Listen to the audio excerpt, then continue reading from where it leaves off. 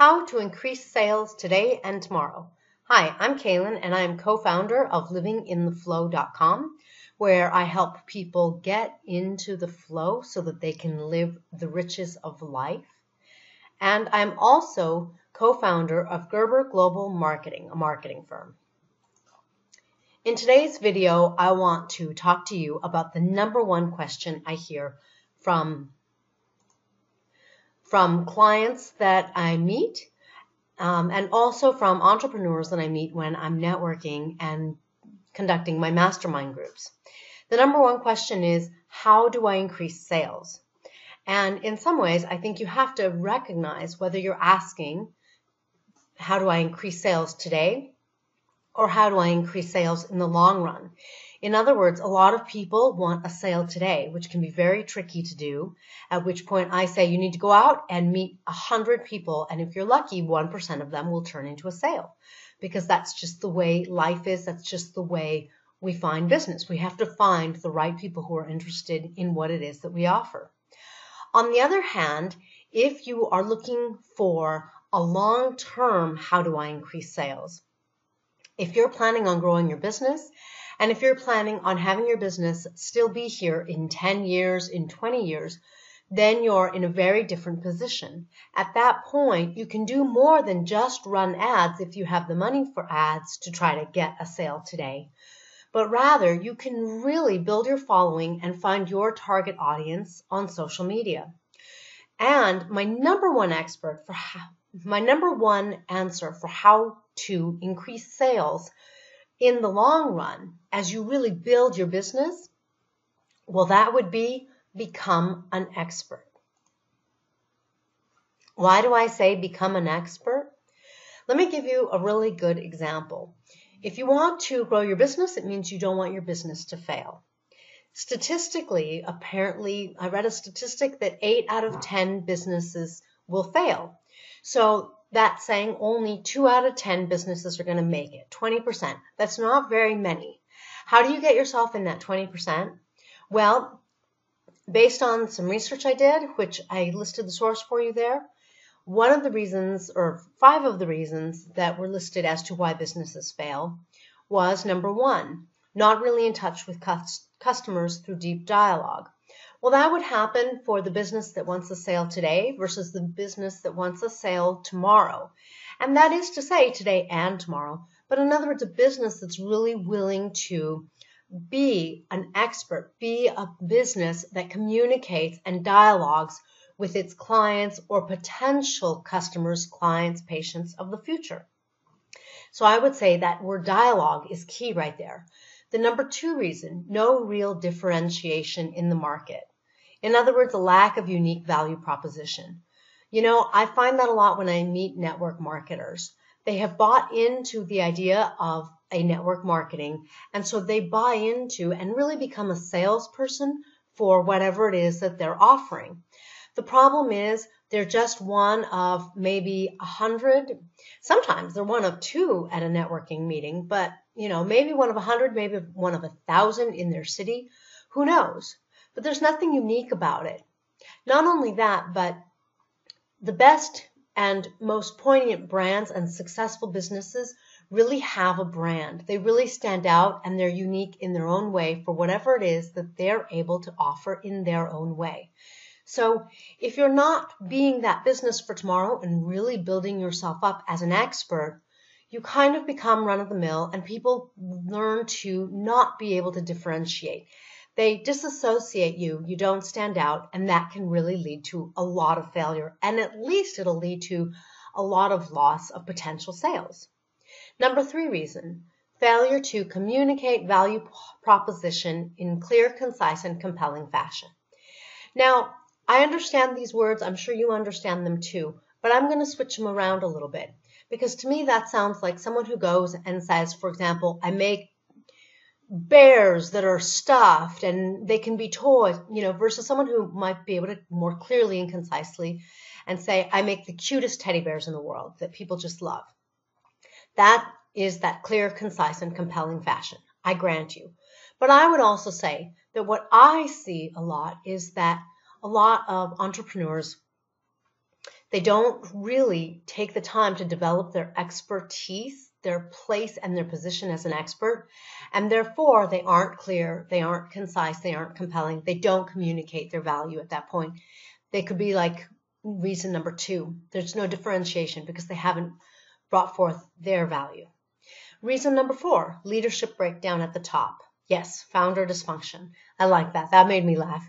But it makes perfect sense. If there's problems at the top, there's problems everywhere in the business, no doubt. Reason number 5, inability to nail a profitable business model with proven revenue streams. That's really interesting and really important because if you are a network marketer, you might want to question whether or not that business model really works, whether or not it really works for you, and you might want to question whether or not it's going to give you the streams that you really want for business.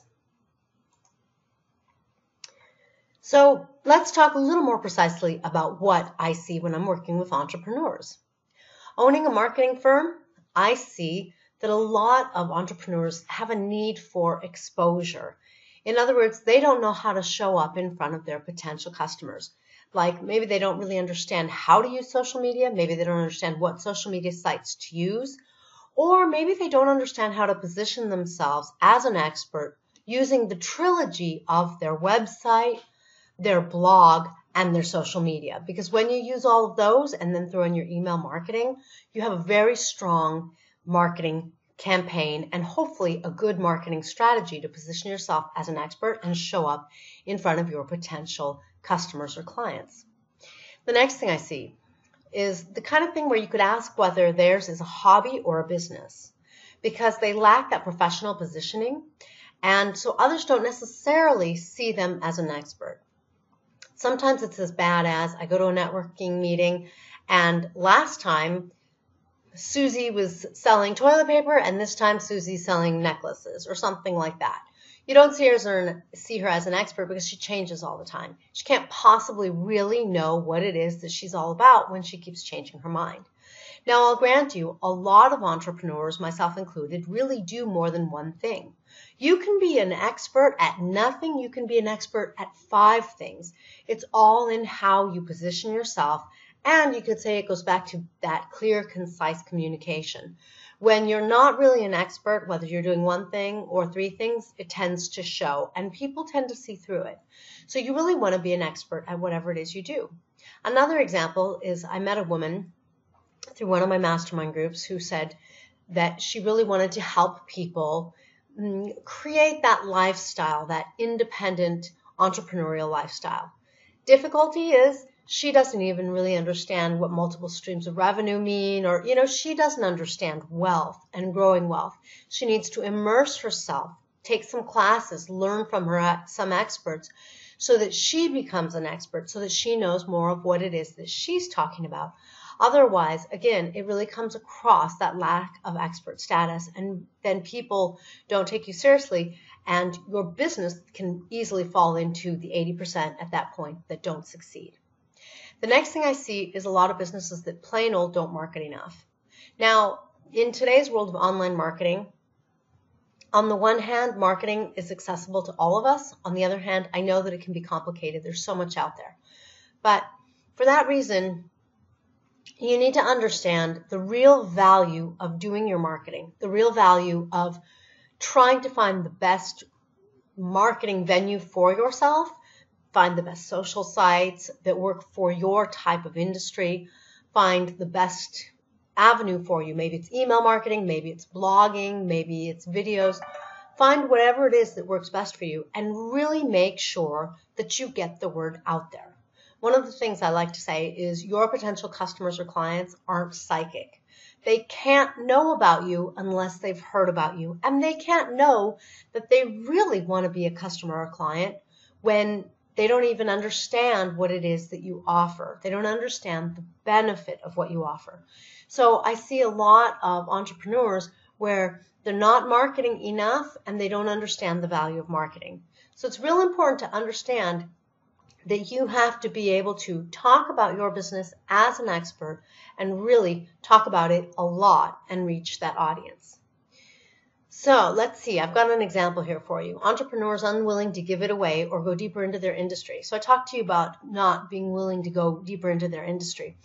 I also find this with entrepreneurs who, I say, well, why don't you give a free workshop, or why don't you, write an ebook?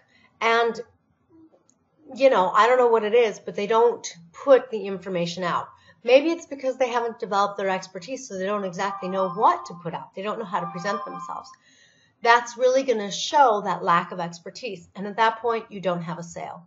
The minute you can really express yourself well about your business and about what you do, that clear, concise, the minute you can really come across as an expert, you become far more attractive. At that point, your attraction marketing can kick in to the point where clients and customers want to be a client and customer as opposed to you having to try to sell them. It's always better if you can educate and inform people who then want to be your client or customer as opposed to trying to sell, especially when you haven't made yourself an expert. Then selling's really, really hard. So here's a great test question you can ask yourself. What do you do? When you can answer that question to the point where someone else could repeat it, you're probably in good shape. Because I've even met some experts that really are experts and really are good at what they do, but they can't explain it well, and they certainly can't express it well enough so that I can turn around and recommend them to someone. So if I can't say what it is that they do, I don't understand, and I can't really value it, and I certainly can't tell other people about it. So make sure that you can answer that simple question, because as simple as it is, when you can answer it precisely, you're in really good shape. What does a successful expert look like? Here are two examples that I've got for you of experts that are really setting themselves up to sell for tomorrow. Now, as someone who loves making YouTube videos for my marketing, I cruise YouTube quite a bit, and so my examples are on YouTube for you. So here's my first example. I decided that I wanted to do some yoga because I love yoga and I never get a chance to get out. So I thought I'd look on YouTube to see if there was some yoga videos. And sure enough, I found Yoga with Adriene. I absolutely love Yoga with Adriene. As a matter of fact, my daughter and I do it together. Now, when you look at this, Adriene has a ton. I don't know where that music's coming from. Oh, here we go.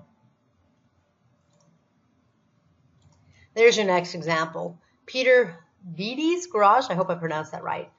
But here's Yoga with Adriene. So Adriene has a ton of videos. She has over 100.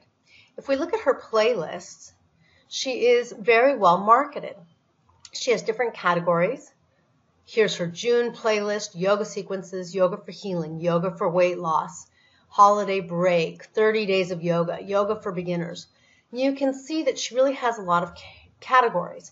When you watch her videos, it'll take you, if you want, to her website. She talks about some of the classes she has, that kind of thing. So I can't speak to clearly whether or not she's monetizing or how well she is or isn't monetizing. But my guess is that she really is, and that she's doing well, because let's see if we can find her views. That's where I'm trying to get to. Because look at this. She has 500,000 subscribers, over 500,000, over 31 million views, and she's running ads. So that means that she's making some money on her advertising. Then, of course, you can also go to her website and purchase things. And certainly, I'm sure this has her being quite popular in her hometown, which I think is somewhere in Texas. And so I'm sure that she gets people to come to her classes, because if you're local, it would be really easy. So even though she's not local, she's still got a global marketing campaign, and she has a marketing campaign for tomorrow, not just for today. She's really building herself very well positioned as a brand and as an expert. And you can see from her pictures, and you can even see from her categories, that she really is an expert. And when you watch some of her videos, it comes across quite well. Now, I'm sharing her. If you're into yoga, I totally recommend watching her videos. And I'm sure she gets a lot of people saying a lot of positive things, a lot of people buying from her. And if not, she's making money on her ads. So there's a really good example of positioning yourself as an expert, reaching your audience, and making sure that you're increasing your sales, that you're increasing your income. Here's the second example I've got for you. So Peter B's Garage, because I don't want to botch his name again. I love this channel. This is way cool. So Peter went and said, I want a Lamborghini. I've always wanted a Lamborghini. So his YouTube channel is all about how you and I can use our business as entrepreneurs on the side to get a Lamborghini. And he has documented and has gone through his own process, and it's been a couple of years, wherein he's bought a Lamborghini. And at this point, his businesses have paid, or I think his YouTube channel, he wants his YouTube channel to pay for his Lamborghini, and the YouTube channel has paid for half of it so far. So again, he's doing really well. He's positioning himself as an absolute expert. And one of his videos is very cool. It's all about how he's doing it. He talks about the money he brings in. He talks about how he does it. It's just amazing. And you really, the more he shares his process and the more he shares how he does it, the more you think that he really is an expert, the more you realize that you can learn something from him. And, you know, at that point, even though he said that at this point he never shares his URL to his entrepreneurial business, people go, they find him, they search for him, and he makes money. He sells through his entrepreneurial business. He uses his YouTube channel strictly just for advertising, in the sense that, not that he's trying to sell you something, but that he's marketing himself. He's positioning himself as that expert. All right, so however it is that you like to do your marketing, you can see how Adrian and Pete really come across as experts. And it's because they don't just talk the talk. We see them really walking the walk. We see them showing up, sharing their wisdom, sharing their expertise, and that makes all the difference. At that point, that really sets you up for success. As a matter of fact, if we pop back to our 5 reasons, not really in touch with customers through the deep dialogue, these guys are totally in touch with their customers. They read the comments that they get, and they use those comments for ideas for new videos. I'll hear Adrian say, oh, you guys requested, yoga for your back. Pete will say, people requested, how do I change the oil in a Lamborghini? And they'll make videos. So they've really got that dialogue going on. Differentiation, reason number 2, they're totally different. They're their own person. They're very well branded as individuals. So they totally have that individual and differentiation.